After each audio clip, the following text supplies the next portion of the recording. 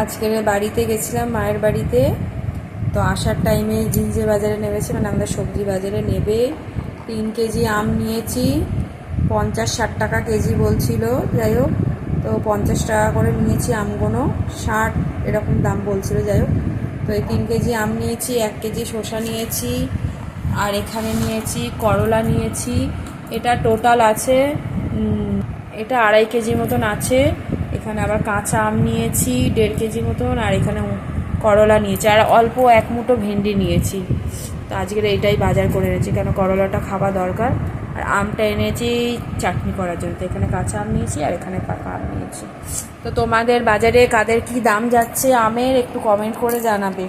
আমাদের এখানে যাচ্ছে 50 টাকা বড় আমগুলো, 50-60, ছোটোগুলো 40, এরকম বিক্রি হচ্ছে সাইজ হিসাবে দাম। যাই হোক, আমার ভিডিওটা কেমন লাগলো অবশ্যই কমেন্ট করে জানাবে।